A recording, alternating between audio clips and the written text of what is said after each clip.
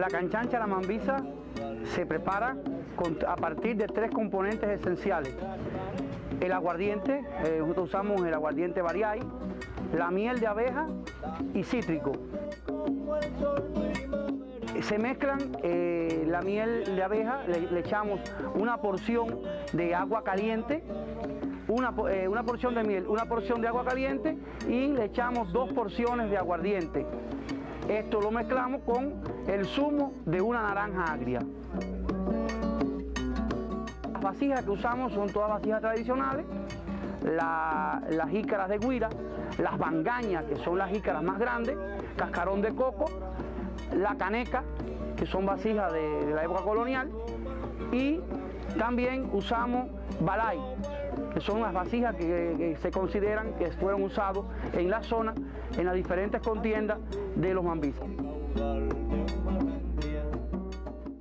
La canchancha a la mambisa es una de las diversas tradiciones que defiende el proyecto sociocultural Huellas del Batey del municipio de Rafael Freire, y así lo puede certificar su coordinador Juan Carlos Vega. Buenas tardes y bienvenido a Confluencia, Juan Carlos. Muchas gracias por invitarme.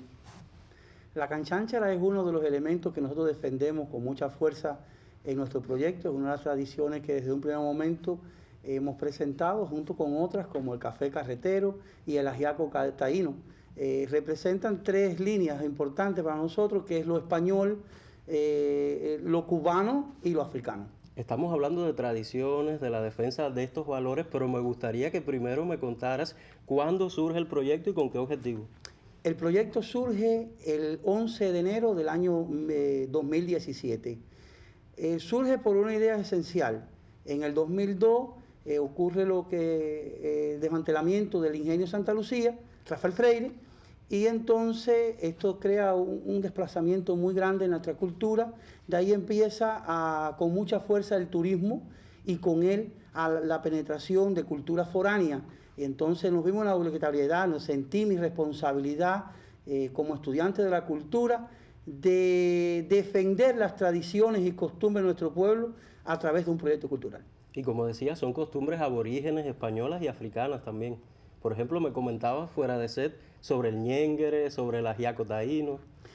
El ajiaco taíno es una comida esencial de nuestros aborígenes, no solamente en Bariay, sino en muchas partes de Cuba y Latinoamérica. El ajiaco taíno es una comida basada en las viandas que había, la yuca, la calabaza, el maíz, el boniato, y ellos utilizaban carne y pescado, es decir, las aves, los peces que había en aquel momento, y lo cocinaban y lo acompañaban con casabe. Esto está descrito en las crónicas de Oviedo, en las crónicas de India. El ñénguere es una comida africana que viene hasta mí por la investigación, la transmisión oral. Es una comida que se hacía en el Cabildo de Negros Congo de Santa Lucía y que aún se hace en familias portadoras, la familia Pérez, la familia Sánchez. Ellos vienen desde Matanza con los primeros negros esclavos que vienen con Rafael Lucas Sánchez para allá, para 1844. El ñénguere como tal es un arbusto que crece en Colón, Matanza. Ellos lo traen acá a Santa Lucía y acá lo desarrollan. El ñénguere también ellos lo sustituyen por el quimbombó, porque es lo que más se asemeja al ñénguere. Se asemejan en sabores, según Albita Sánchez, una persona que me habló mucho de estas tradiciones del Cabildo, y como tal son las tradiciones que ha defendido. El café carretero, ¿no? Eso es una tradición muy común, sí. Es un sello emblemático de nuestro proyecto, que es un café que se hacía por nuestro carretero. No se necesita, lo atípico es que no se usa colador, sino que se hace introduciéndole brasas calientes dentro de un caldero con agua, café y azúcar. Estamos hablando de comidas y bebidas tradicionales, pero también el proyecto potencia un fuerte movimiento artístico. Sí, el proyecto en un primer momento, la idea fue aprovechar ese rico potencial endógeno que tiene la localidad, la comunidad de Santa Lucía, a favor del enriquecimiento de un espacio cultural. Se logró un producto cultural, el cual contábamos con la música popular, el Trío Caribe, un grupo folclórico, los Taitas, también la poesía, el dúo romántico, Todo esto se acompañaba con la rica animación del locutor Arnel Martínez. Nos ayudó mucho en esa etapa inicial del proyecto. El proyecto es una mezcla, una fusión de lo que somos. Se defiende en él todos esos elementos que son típicos de la cultura popular nuestra, del santaluceño, del freirense. Potencia el repentismo, potencia las diferentes formas de escribir, también la literatura. Me ayudas, porque se me olvidaban Sí. líneas que defender. Ahí tenemos el repentismo, hay a quienes ya no están, ahí tenemos a Jorge Saldívar, fallecido, que hizo maravillas, Cholo, Imerio Peña, Wenceslao Uria, Benigno Vega, mi papá también. Es decir, que el repentismo hubo mucha fuerza en esta primera etapa del proyecto. Se defendió con mucha fuerza el punto cubano, la música campesina, la controversia. Fueron momentos muy lindos en el proyecto. Y todo esto ha hecho que el proyecto obtenga importantes premios y reconocimientos tanto a nivel local, provincial como nacional. El proyecto, solamente con 5 meses de fundado, alcanza el premio Memoria Nuestra en las 24 romerías de mayo. Luego, el premio Cultura Comunitaria Provincial por Casas de Cultura. Ya más en el 19, ya cuando ya el proyecto es Huellas del Batey, porque es decir, el Ángel Augier es la génesis del proyecto Huellas del Batey. Ya como Huellas del Batey nos incorporamos al CIERI y entonces estuvimos entre los 10 finalistas del concurso UNIAC CIERI 2020. Y además te dedicas a recopilar importantes objetos del patrimonio local de allí. Tienes una modesta colección, pudiera decirse así. Yo diría que una importante colección representativa de nuestra cultura popular tradicional. Tengo piezas en el proyecto de los 3 grupos, vamos a decir, aborígenes, españoles. Allí lo mismo te encuentras una tinaja, que es un hacha petaloide, que te encuentras un elemento usado por los esclavos para esas actividades productivas. Es decir, que hay elementos de los 3, pero te encuentras, es decir, piezas de alto valor como una carrera chambelona, que fue usada por los esclavos y fue usada luego ya también por la parte de los campesinos. La chambelona es única carreta que queda con su estructura totalmente, con más del 70% de sus componentes originales. Molinos de piedra, de masas de piedra, que introducidos en el Batey para el año 1866 aproximadamente. Estás hablando de la carreta chambelona, pero también hay que mencionar a la locomotora La Mambisita, que distingue a este poblado de Santa Lucía. Pero yo te diría, Bernardo, que ya es la parte cumbre del proyecto Huella de Batey. Ahora está aprobado como un complejo cultural, el complejo cultural Huellas del Batey, que va a abarcar todo el patrimonio ferroviario del antiguo Sí. Central de Rafael Freire, va a abarcar todo ese patrimonio, rico patrimonio azucarero, que aparte de la zafra, alrededor de esa zafra, alrededor de esa molienda de caña, hay un grupo de tradiciones y manifestaciones que queremos también para que favorezcan ese patrimonio de ese proyecto. Es lo que me decías de la puesta en valor turístico del patrimonio local. Es una idea excepcional, la puesta en valor turístico de un patrimonio que es exclusivo, único. Esa locomotora, por ejemplo, la Mambisita, que ahora acaba de recibir un récord nacional por el Museo Nacional del Ferrocarril y que está en perspectiva otros premios. Eso es algo único de nuestra provincia, de nuestro municipio, de nuestro pueblo, que se ha de aprovechar por las autoridades en beneficio del desarrollo propio de nuestras localidades, para que se transforme ese financiamiento que se va a lograr con ese puesto en valor turístico y se logren bienes y servicios para el pueblo. Y estoy seguro que sobre eso estaremos hablando en próximas emisiones porque es un proyecto que se va a concretar. Tengo fe en ello. Te agradezco, Juan Carlos, por acompañarnos hoy y también te felicito por estos 6 años que acaba de cumplir recientemente el 11 de enero el proyecto sociocultural Huellas del Batey. Te voy a invitar próximamente y nosotros continuamos ahora aquí en Confluencia.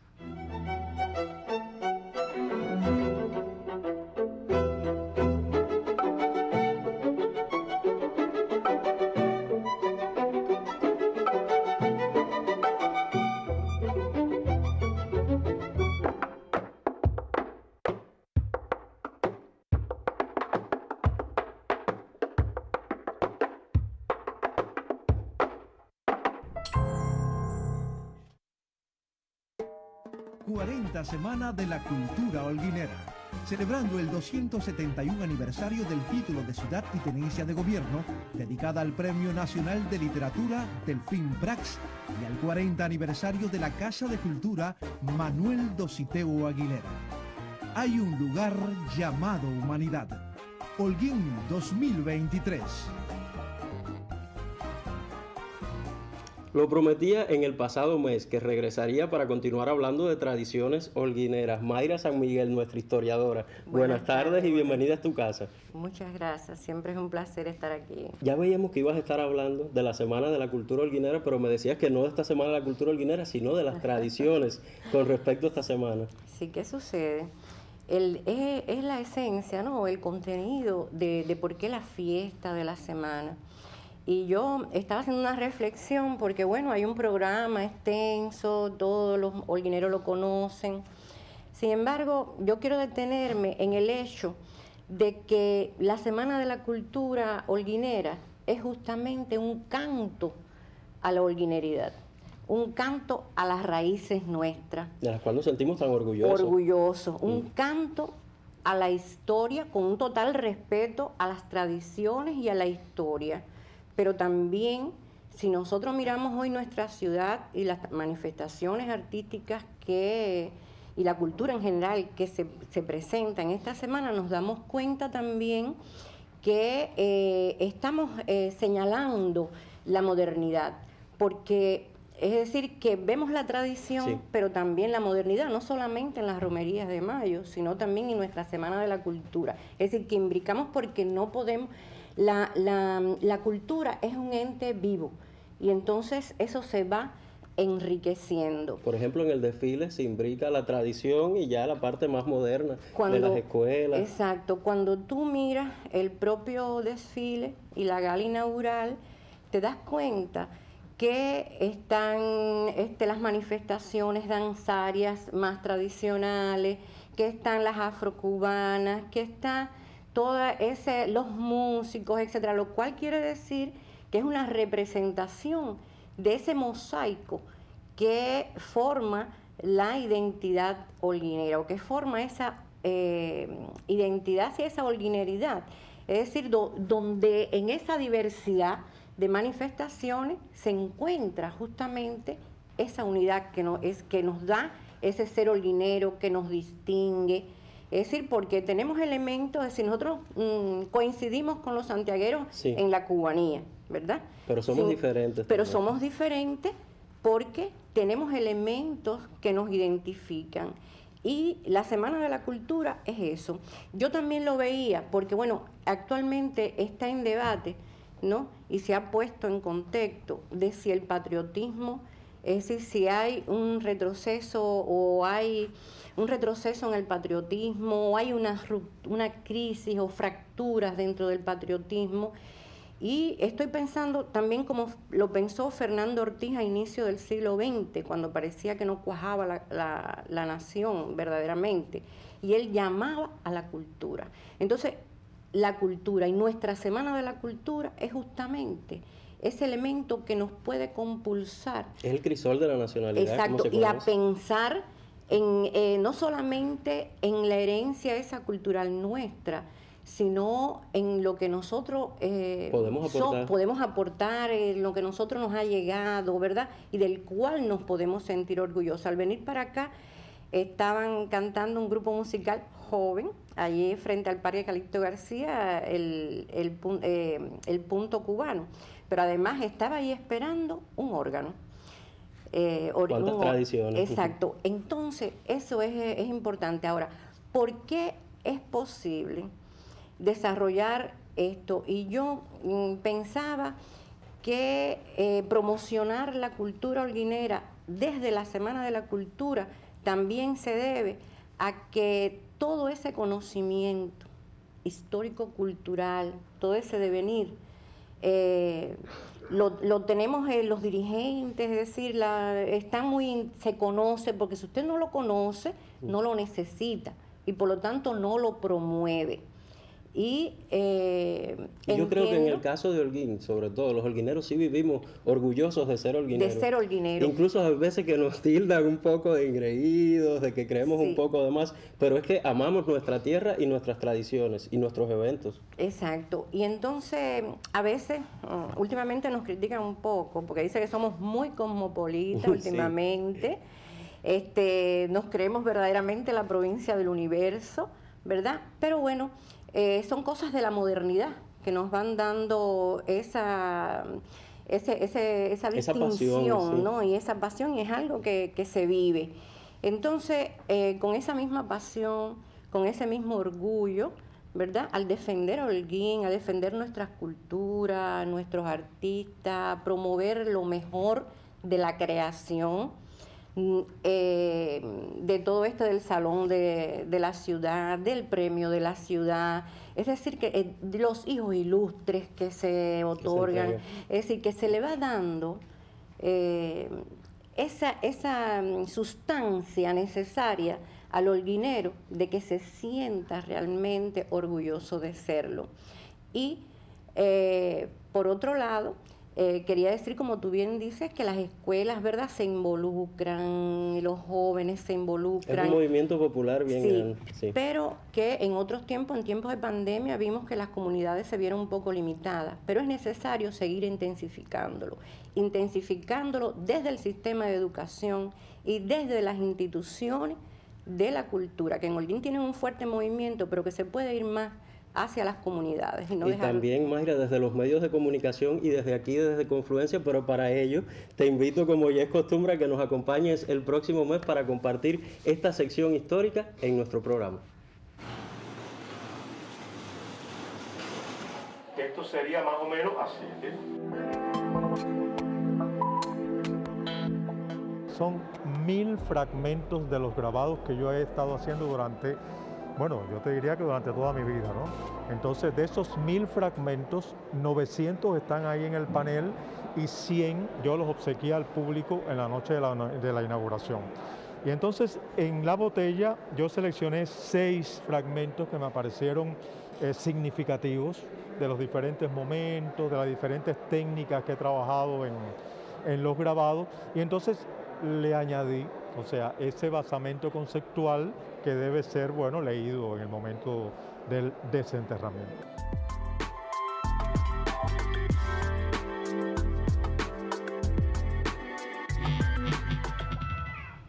El próximo 28 de enero se inaugurará en el Centro Provincial de Artes Plásticas una exposición dedicada al maestro, curador, artista y pedagogo Ramiro Ricardo, quien falleció recientemente. Pero para conocer un poco de interioridades sobre esta exposición, tengo el gusto de conversar hoy con el curador y artista Ronald Guillén. Buenas tardes y gracias por aceptar nuestra invitación, Ronald. Buenas tardes, ¿no? Gracias a ustedes que nos dan esta oportunidad de promover las acciones culturales.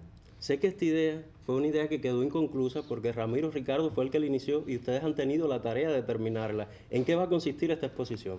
Sí, es bueno decir eso que señala, que es un proyecto que quedó trunco a raíz de su fallecimiento, y la iniciativa de José Emilio Leiva, uno de los artistas de nuestra ciudad, tuvo a bien conversar con la familia y plantear la idea de hacer el proyecto, de terminarlo. O sea que mi función aquí es más bien una especie de coordinación, de ajuste para que el proyecto salga adelante, porque realmente es un proyecto personal de Ramiro Ricardo. Pero también habías tenido que ver en esa génesis, porque me decías que surgió a partir de una exposición anterior por los 60 años del Alba. Sí, en las conversaciones que tuve con Ramiro resulta que los 60 años del Alba se hizo una gran exposición virtual. Recuerda que fue en medio de la pandemia. Sí. Donde participaron gran cantidad de egresados y profesores, y en esa ocasión convocamos a Ramiro y nos puso como premisa, bueno, yo voy a participar si hacemos una obra a 4 manos. Y entonces se apareció a mi casa con la propuesta, era un collage de fotografías de un valor histórico incalculable, y bueno, al principio tuve mis miedos, pero bueno, dije, si él es el que manda en la pieza, pues vamos a trabajar.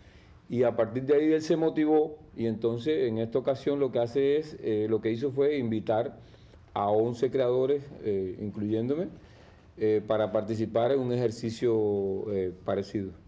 ¿Cómo estará compuesta esta obra? esta exposición? La exposición, como a él le gustaba, como recopilamos información de proyectos anteriores, todo a nivel de una fragmentación y atomización de la imagen. Ustedes vieron ahí al principio el fragmento donde él presenta en el proyecto Catacumba alrededor de más de 1000 fragmentos de grabado. Ese mismo concepto lo vamos a utilizar en la exposición porque incluso es un concepto que descubrimos que él viene trabajando. Cuando trabajó en el gran catálogo que se hizo para los artistas de la unidad, utilizó esta misma metodología, y lo que vamos a hacer con la exposición es esto: fragmentos combinados con piezas personales de él, definitivas, grabados, pintura, más la pieza donde los artistas han intervenido en su collage. Por ello el título que tiene la exposición. Sí, Remolinos, claro, le viene muy bien y él lo pensó magistralmente. Era todo un gran movimiento con la historia, porque ahí hay fotografías desde la fundación del ALBA, fotografías de exposiciones realizadas en el Centro de Arte, exposiciones internacionales que organizó junto a los artistas, y lo más significativo es que en todas tienen un carácter colectivo. Ustedes saben que los artistas tienen esa doble prerrogativa. Sí.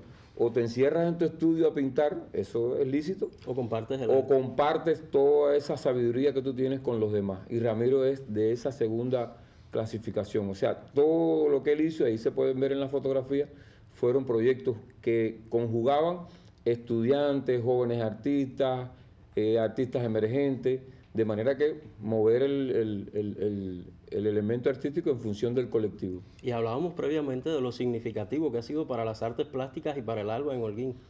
Sí, yo publiqué esta misma mañana en el Facebook con una fotografía que tengo de él, que aún queda por ver la verdadera dimensión del efecto Ramiro en la cultura plástica holguinera. Porque si te pones a revisar someramente así, te lo encuentras en el ALBA, te lo encuentras en el Centro de Arte, te lo encuentras en la unidad, te lo encuentras en el taller de papel, te lo encuentras en los más importantes proyectos internacionales donde Holguín participó con sus artistas. O sea, donde quiera él dejó su impronta y está por investigar esa verdadera dimensión como crítico, como curador, como pedagogo, como artista.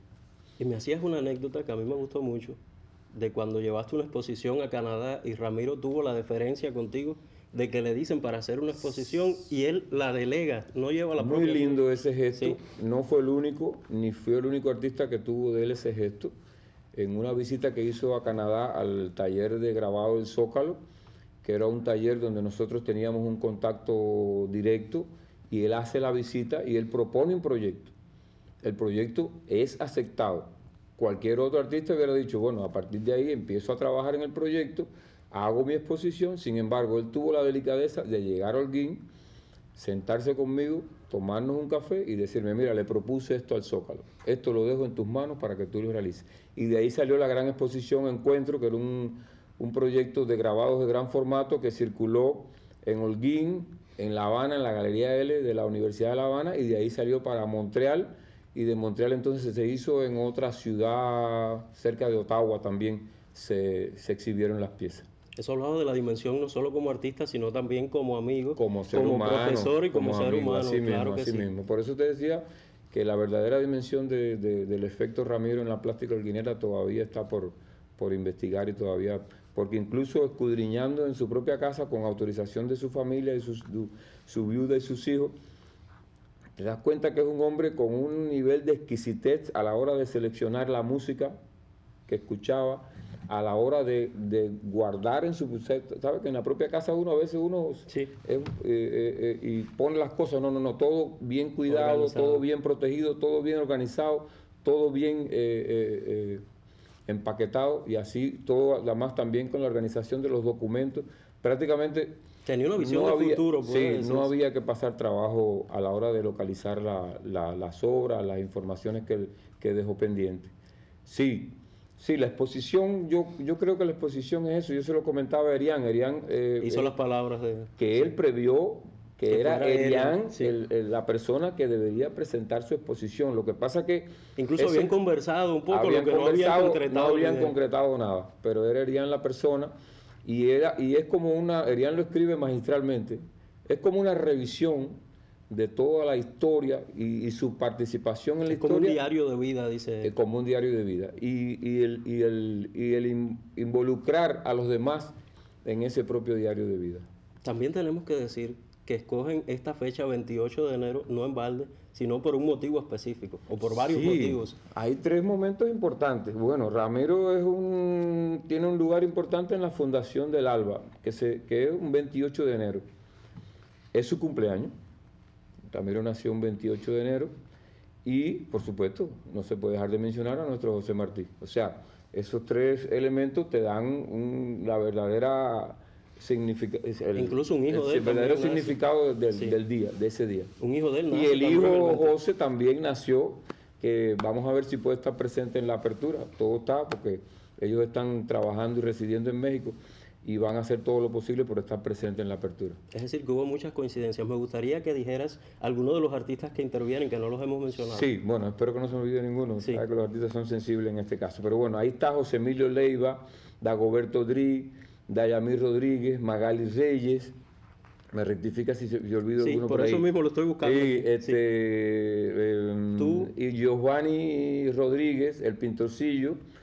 A ver si se me queda alguno Ángel más. Ronda. Ángel Ronda, que tuvo un papel importante en los talleres de grabado del ALBA desde que yo era estudiante. Cudina también va a estar. Ernesto Blanco, San Ciprián. San Ciprián. Y Rubén Echavarría. Y Rubén Echavarría, que es una de las obras que vimos en pantalla. 11 artistas que conforman esta exposición. Remolino, reitera la fecha y la hora para que vayan las personas. Es sábado 28 sábado de la próxima semana, 28 de enero a las 4 de la tarde, allí en el Centro de Arte, en el segundo piso, en la Galería Electa Arenal, que por cierto, él tuvo un vínculo muy estrecho.